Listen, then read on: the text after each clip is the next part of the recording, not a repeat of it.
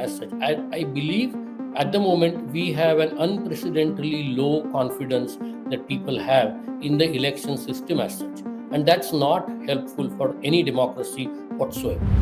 When the earlier election commissioners were in their chairs, they were able to update the count of votes, not the percentage, the count of votes in a couple of hours of the last vote being cast.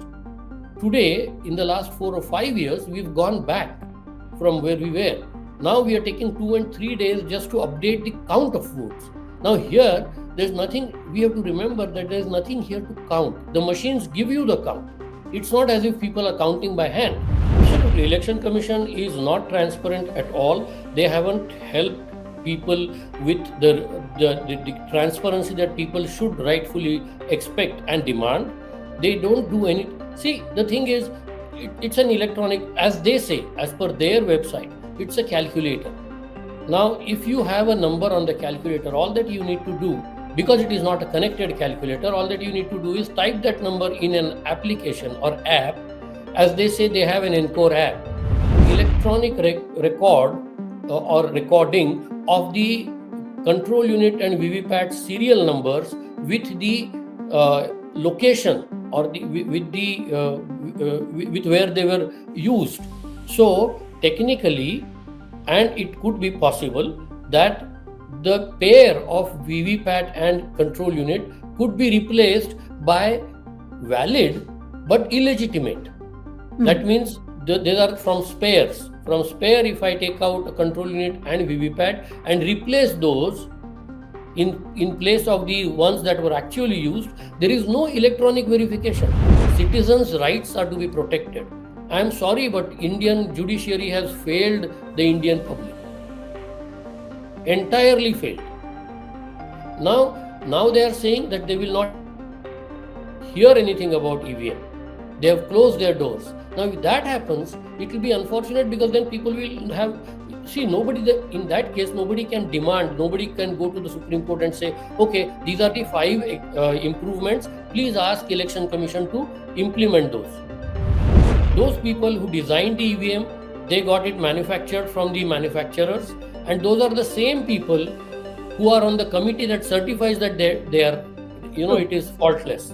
That doesn't happen. If you go and buy a car and you are interested in the safety rating of the car, you don't ask the car company to certify it. You ask NCAP, which is an independent authority which certifies, and then you are satisfied.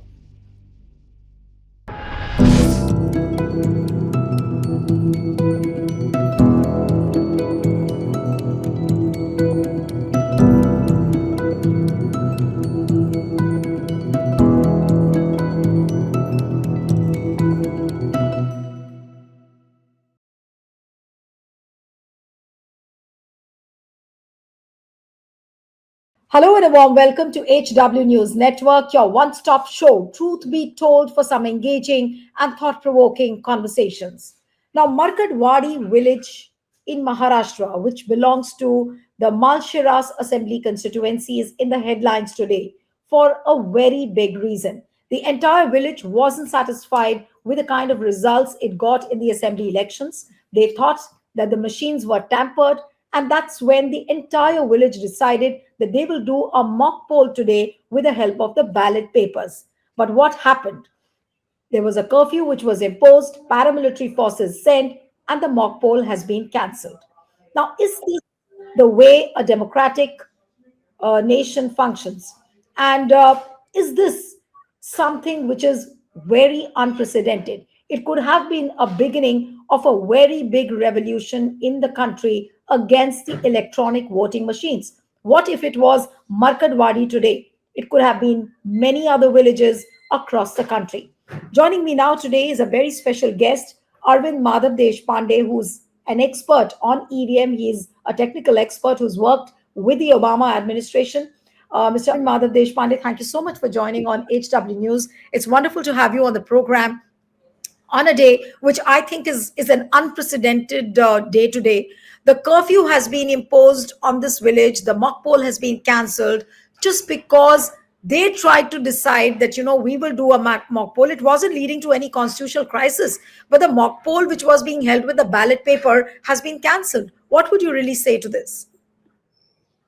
So to start with, I am not a political commentator, nor am I a political activist. So my comments are, I do not give any comments on political uh, happenings and political events. Since this is concerned with electronic voting machines with which I can concern myself, I believe any uh, any event that tries to or that helps to improve the reliability of the electioning system as such must be welcome. Now, to that extent, if this poll would have helped either confirm the validity of the electronic voting machine's outcome or question the validity of the electronic voting machine outcome, it should have been welcome. Either way, it would have helped improve the EVM process, system as such, and also the people's confidence in the vote election system as such. I believe at the moment we have an unprecedentedly low confidence that people have in the election system as such, and that's not helpful for any democracy whatsoever.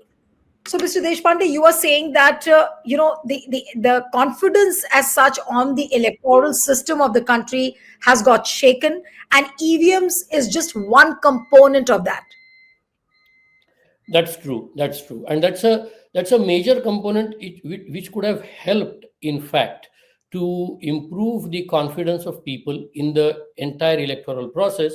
Because uh, if had it been designed properly, had it been improved properly, I agree that the initial designs would not be of the level of what they are today, or they would be of today, given the great strides that communication and electronics both have made over the last 4 or 5 decades. So when this was ideated in 1977, the availability of both the infrastructure and electronics was very low and limited. But in 2013 and today, the things have improved significantly in both these fields. So it could have actually, EVMs would have could have helped uh, people people's confidence, boosting the people's confidence in the electoral process. It has not happened because the EVMs have not been improved. The electoral process has not improved over the period of time. In fact, when the earlier election commissioners were in power in their chairs, they were able to update the count of votes, not the percentage, the count of votes in a couple of hours of the last vote being cast. Today, in the last 4 or 5 years, we've gone back from where we were. Now we are taking 2 and 3 days just to update the count of votes. Now, here, there's nothing, we have to remember that there's nothing here to count. The machines give you the count. It's not as if people are counting by hand. So, No, but what I want to understand from you is that if it is just a number which has to be counted and the machines can do it easily, so is the election commission indulging in a bluffing act? They're trying to bluff the people. They're not coming out with numbers properly the way it should be. There's a total lack of transparency, and the questions which are being raised, are they valid questions at the moment? absolutely, absolutely. Election Commission is not transparent at all. They haven't helped people with the transparency that people should rightfully expect and demand. They don't do any. See, the thing is, it's an electronic, as they say, as per their website, it's a calculator. Now, if you have a number on the calculator, all that you need to do, because it is not a connected calculator, all that you need to do is type that number in an application or app.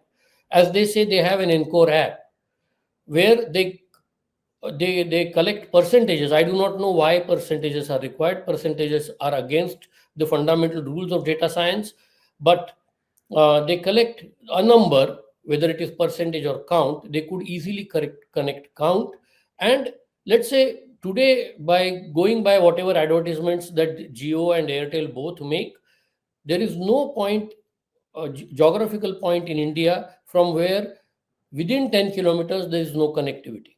There is always a connectivity within 10 kilometers, is what both these companies claim. Now, if that is the case, uh, let's say at the in the late I mean, if the polling is delayed and at 9 o'clock in the night, last vote is cast, when Form 17C is filled, the electronic count is available to you in the EVM, from the EVM.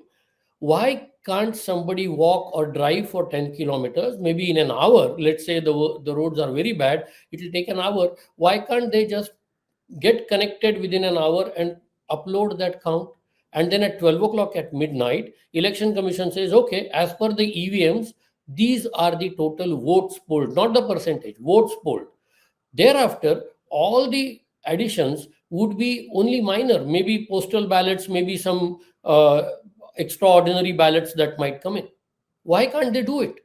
If they really desired, they could have done it. The answer to me is that they don't desire to do so. Oh, absolutely. I think you're bang on there when you say that there is no desire to do it, there is no will to do it. But my point is that many people and many experts I've heard and come across who say that no, EVMs are foolproof, EVMs cannot be tampered. I really want you to unravel this mystery, that can the EVMs be hacked? Can they be tampered? Can the votes be spiked? And if that is the thing which can be done, how can it be done? If you could explain that, because the So courts are not ready to believe this aspect at all. I have always said that given if we believe, see, there are two parts to this. EVMs before 2013 did not have VVPAD. They were simple a keyboard and a storage device kind of a machine. So it could have been manipulated by multiple buttons being pressed at the same time, but that would be very difficult to execute on a large scale. So maybe one or two booths you could do it, No, but they but were what not.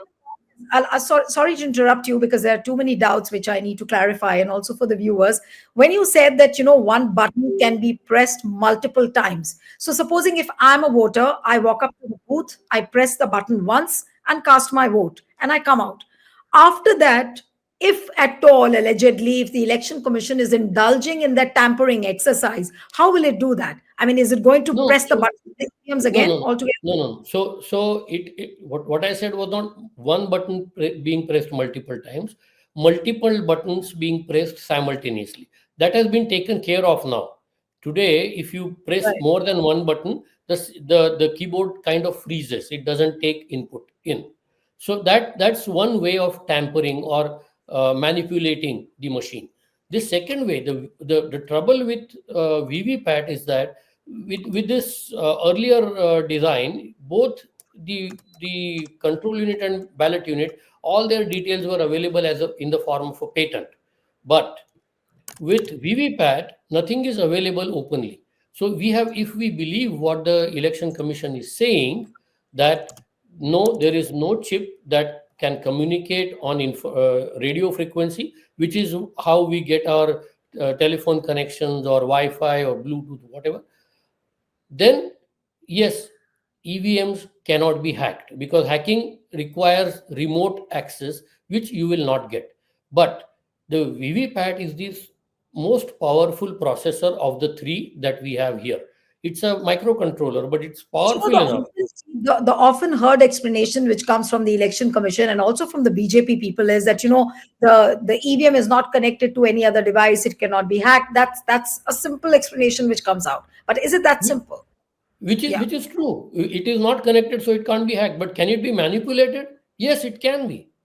You don't Okay. need to be to for a device to be. See, if I write a program that says, let's say I'm only displaying temperature. I'm giving you a very simple example. I write a program and I have a microcontroller similar to the one that is used in VVPAT, and it has sensors which sense temperature. Now, if I write a program in such a way that instead of displaying the temperature that the sensor gives, I say if the temperature is between 15 and 20, add 3 to the temperature that you have received and display. If it is between 20 and 25, reduce 2 and display. Now, the reason I'm giving that example is based on the data that comes in, my program's behavior changes. My program is no more trying and displaying the temperature as it is received. Now, with VVPAT, if the program is written in such a way that when the symbol loading unit uploads the candidate's data, there is additional data that is loaded. And see, it is remarkable that not even once, in none of the cases, has the symbol loading unit has been given to a candidate or his or her technical representative or legal representative to examine. The Right. election commission and the courts have always maintained that whatever election commission shows you, you have to accept as the entire truth, which Mhm. is a problem. Which is a All right. problem. No, If but this is if the key. This is the key. What you're saying, that's the key. But how does one reconcile to this situation now? If it is happening and happening on a larger scale, if the courts are not ready to listen, election commission obviously would not listen if it is indulging in this kind of an exercise, then do you really need a people's movement to, like change things? it might come to that stage, but this VVPAD issue is only one. The other issue is that there is no electronic record or recording of the control unit and VVPAD serial numbers with the location or with the with where they were used. So technically, and it could be possible that the pair of VVPAT and control unit could be replaced by valid but illegitimate. That Mhm. means they are from spares. From spare, if I take out a control unit and VVPAT and replace those in place of the ones that were actually used, there is no electronic verification. See, you have come up with a system which I call as electronic election system. Now you have to put in all the checks and balances that are electronic so that it can be proved without doubt. You can't put a tag on something and put it to manual checking and verification. No, there has to be electronic pairing at every stage. That has not happened. Plus, the vote, when a voter votes on the ballot unit, the electronic vote is transferred from ballot unit to control unit to VVPAT, and back to control unit. Now, what they have to do is take checksums. Checksum is a technical term. Basically, it's a total which is arrived at with a mathematical formula which is unique. So they have to take that checksum at the ballot unit, at the control unit, at the VVPAT, and again at the control unit when it receives it again, and demonstrate and show that all these four checksums plus the value stored in the memory of the control unit, the checksum of those values are identical. This is electronic verification. That is No, not enabled. yeah, but no, but election commission can easily show this, but it is not ready. It's not open to It, the it, idea of displaying it, and Correct. It can show it provided they have they make those changes.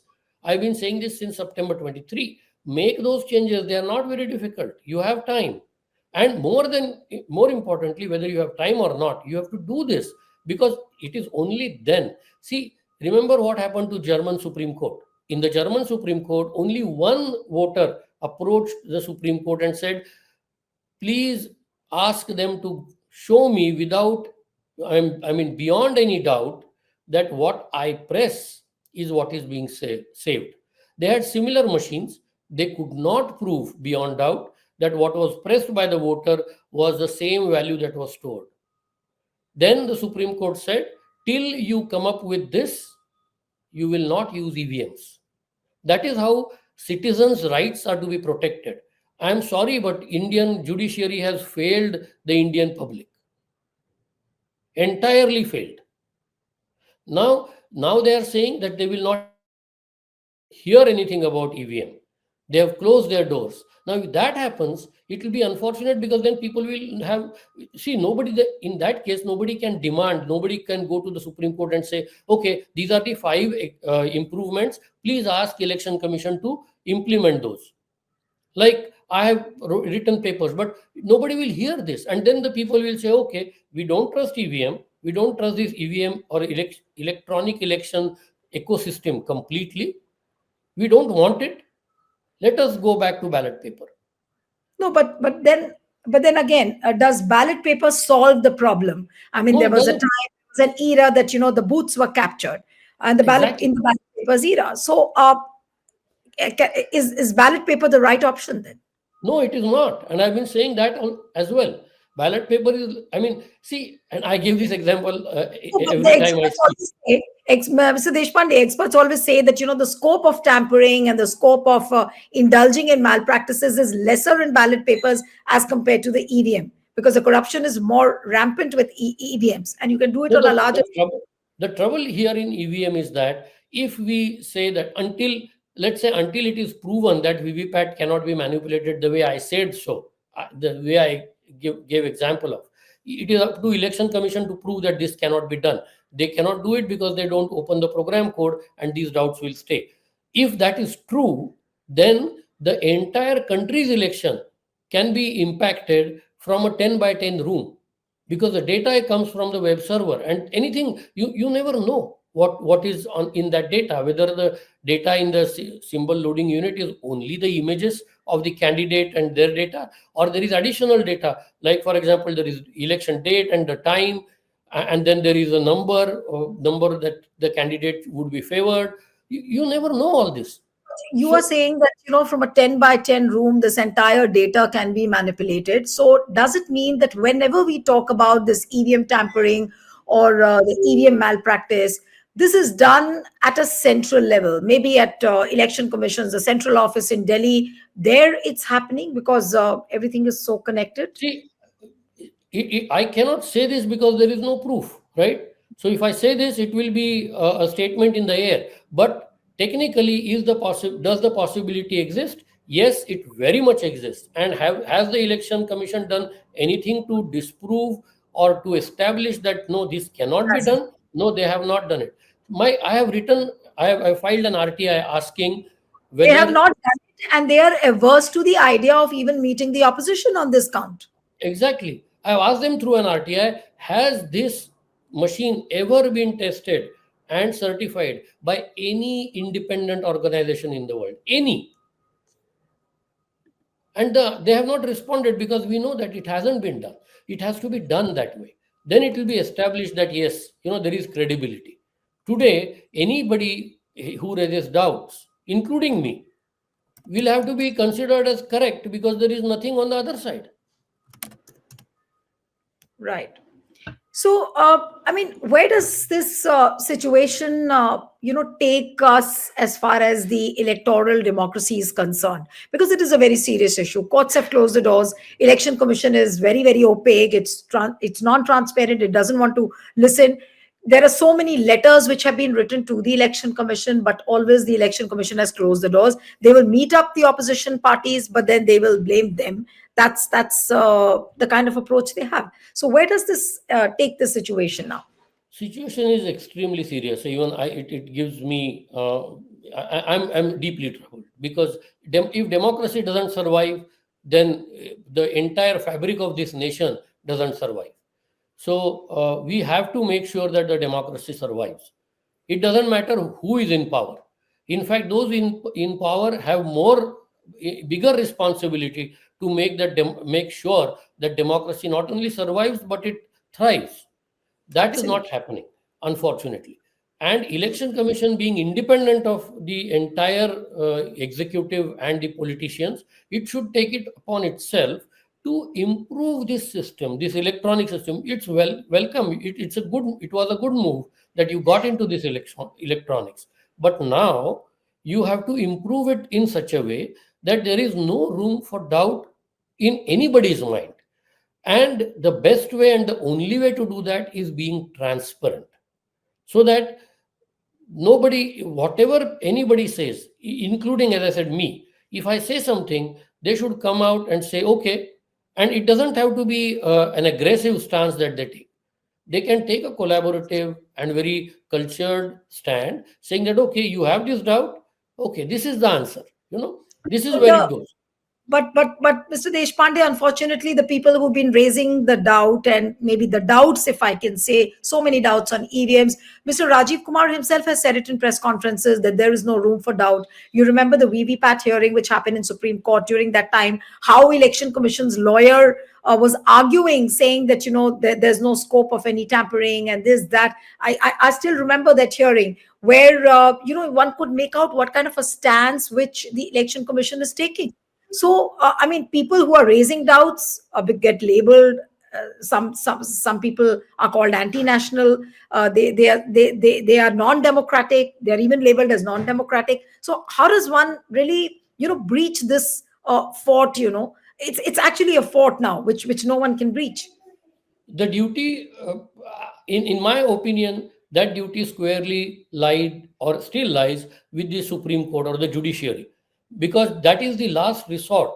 In democracy, judiciary is the last resort. When people go, and I agree, let's agree for a But moment that judiciary always says that it's a constitutional authority. Why should I meddle with their duties? It's a duty of the Election Commission.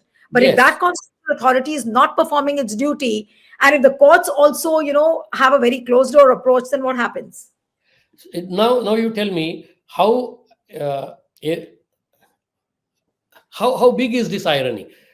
Judiciary says this is a constitutional authority, we don't want to meddle, and that same constitutional authority keeps on telling people time and time again that in multiple cases in the courts have found this to be trustworthy. So that judicial authority is quoting judiciary, that independent authority, but judiciary is unwilling to take the right. See, it is unfair to expect that the judges understand technology. It is entirely unfair. Like it is unfair to expect that I That's would understandable. understand law. They People won't. understand But the technology, but at least be open minded to at least accept those no, contradictions.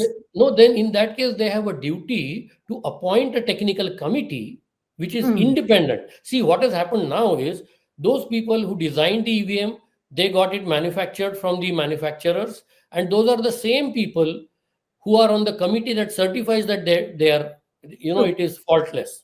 That doesn't happen. If you go and buy a car and you are interested in the safety rating of the car, you don't ask the car company to certify it. You ask NCAP, which is an independent authority, which certifies, and then you're satisfied. So this is a very everyday example that you have in software. When a software is certified, user acceptance testing is an important step. Where the user comes and tests it, and the developer doesn't tell the user how to test it. In our case, when the election commission said that we gave a hackathon, they put 100 different conditions as to how you can test it. Besides, they did not make it open to common Indian citizen. It was only limited to political parties. Now, Indian elections are not for the political parties, they are for the common Indian citizen. The biggest stakeholder in democracy is the common Indian citizen, not the political parties. The election commission is appointed to safeguard the common Indian citizen, not the political parties.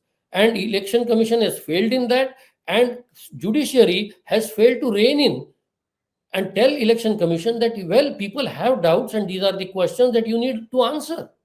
They don't even have to pull them. They have to just say, okay, these are the questions, please answer those. They haven't done it. Absolutely. So my last question, sir, to you, Mr. Deshpande, is that what's the way out now? What should one do? I mean, forget the political parties. They are writing letters and they get some very condescending replies back from the election commission. So I'm not wanting to. I'm talking on behalf of the people of India to you. That what is the way out now? What should the people do? The courts are not helpful. The election commission is silent. Political parties, I don't know about their approach and I don't want to comment on that. So what do the people of the country do when the democracy is at stake? I think uh, I really congratulate what is happening. I mean, those people who organized today's ballot paper vote as a as an illustration of where it could go. I think the government should have. My genuine honest opinion is that government should have allowed it.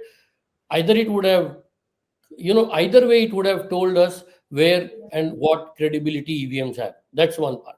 But I think people will have to come You together. feel that deliberately, and you feel that deliberately it was nipped in the bud.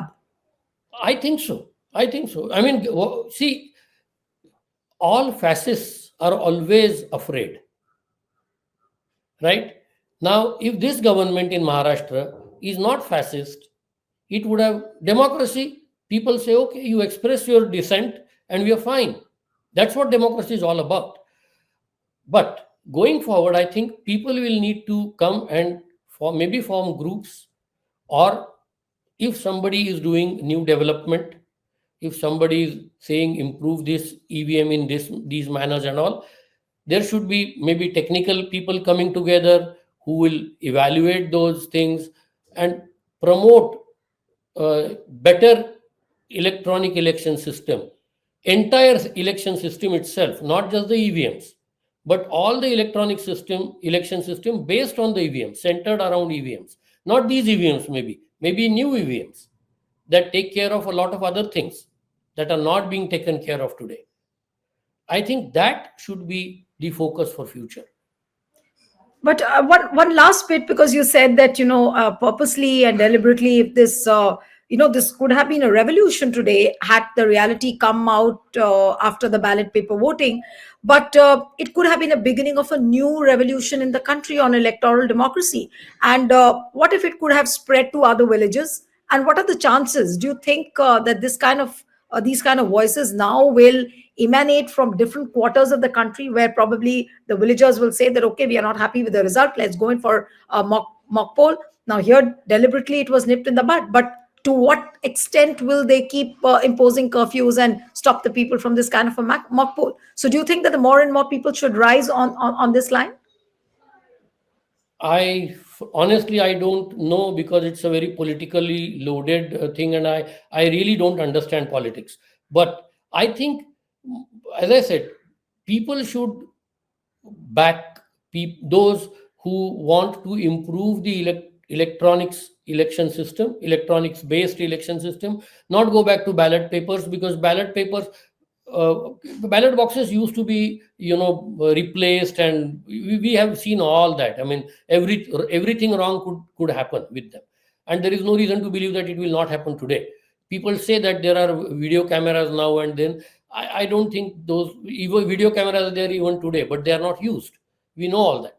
So the point is, we have to continue to back improvements to the EVM based electronic election system, maybe build pressure groups, both on the judicial level, like what the advocates are doing today, and on the citizens level, where social activists could contribute.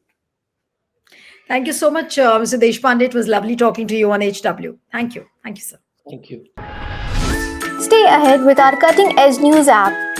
Instantly access the latest shorts in just 1 minute and breaking news in just 50 words. Download now for a smarter, faster news experience.